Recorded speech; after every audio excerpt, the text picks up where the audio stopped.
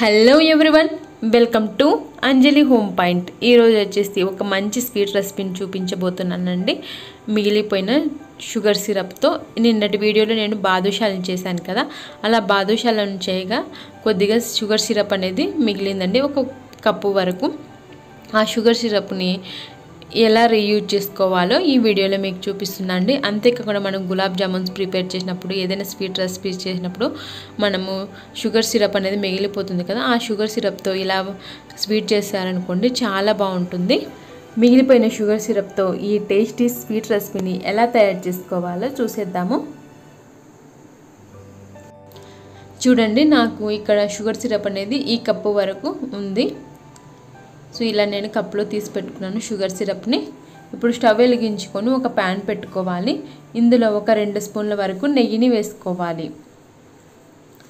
నెయ్యి మెల్ట్ అయిన తర్వాత మనము ఒక 1/2 కప్పు వరకు బొంబాయి రవ్వను వేసుకోవాలి. అదేనండి తెల్ల ఉప్మా రవ్వ ఉంటుంది కదా, ఇది మన ఇంట్లో రెగ్యులర్గా ఉంటుంది కదా, ఈ తెల్ల ఉప్మా రవ్వను వేసుకొని లో ఫ్లేమ్లోనే ఉంచుకొని మంచి అరోమా స్మెల్ వచ్చేంత వరకు రవ్వను ఫ్రై చేసుకోవాలి. చూడండి, ఈ విధంగా ఫ్రై చేసుకోవాలి, మరీ ఎక్కువగా మాడిపోకుండా ఫ్రై చేసుకోండి.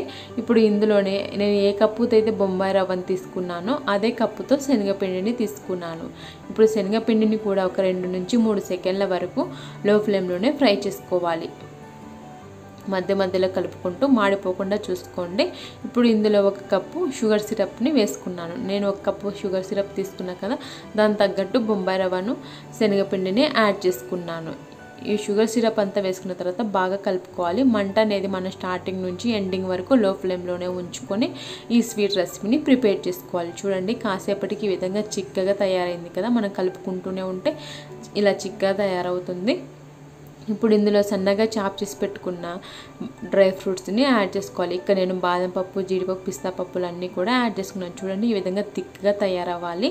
అంతవరకు మనం లో ఫ్లేమ్లోనే కుక్ చేసుకోవాలి. తర్వాత స్టవ్ ఆఫ్ చేసుకోవాలి. ఇలాంటి ఒక కంటైనర్ తీసుకున్నాను గ్లాస్ది, దాన్ని నేను నెయ్యితో గ్రీజ్ చేశాను. ఒకవేళ మీ దగ్గర ఇలాంటి కంటైనర్ లేకపోతే స్టీల్ ప్లేట్ని నెయ్యితో గ్రీజ్ చేసుకోండి. గ్రీజ్ చేసుకొని మనము ప్రిపేర్ చేసి పెట్టుకున్న రవ్వ మిశ్రమాన్ని ఇందులో యాడ్ చేసుకోవాలి. ఇలా అంతా యాడ్ చేసుకొని స్పాచులాతో అంతా ఈవెన్గా స్ప్రెడ్ చేసుకోవాలి. చూడండి, ఈ విధంగా మీరు ప్లేట్లో తీసుకొని ఒక షేప్లో ఈ విధంగా రెక్టాంగిల్ షేప్ వచ్చేలాగా స్పాచులాతో అనుకోండి. ఇప్పుడు ఇందులో సన్నగా తురిమి ఉంచుకున్న బాదం పప్పు, జీడిపప్పు, పిస్తా పప్పులను వేసుకున్నాను. ఒక 3 మినిట్స్ తర్వాత ఇలా నేను నైఫ్తో మనం బర్ఫీలను కట్ చేసుకుంటాం కదా, ఆ విధంగా కట్ చేసుకున్నాను. సో ఇది త్వరగానే చల్లారుతుందండి. ఒక 2 సెకండ్స్ తర్వాత మీకు నచ్చిన షేప్లో కట్ చేసుకోండి. ఒక 6 to 10 మినిట్స్కి ఇది పూర్తిగా చల్లారి మనకి బర్ఫీ అనేది తయారైపోయింది. చూడండి, మిగిలిపోయిన షుగర్ సిరప్తో ఒక మంచి స్వీట్ రెసిపీ అనేది తయారైపోయింది. ఒకవేళ మీ ఇంట్లో ఎప్పుడైనా ఇలా మిగిలిపోతే కనుక ఇలా స్వీట్ రెసిపీ చేసుకోండి. సో మన ఆ షుగర్ సిరప్ని రీయూజ్ చేసినట్టు అవుతుంది, మనకు ఒక స్వీట్ రెసిపీ అనేది తయారవుతుంది. ఐ హోప్ ఈ వీడియో మీకు అందరికీ యూజ్ అవుతుంది, నచ్చిందని అనుకుంటున్నాను. Thanks for watching. మీకు కనుక ఈ వీడియో నచ్చినట్లయితే లైక్ చేయండి, మీ ఫ్రెండ్స్కు అండ్ రిలేటివ్స్కు షేర్ చేయండి. మరిన్ని వీడియోస్ కోసం మా ఛానల్ని సబ్స్క్రైబ్ చేసుకోండి. Bye friends, take care.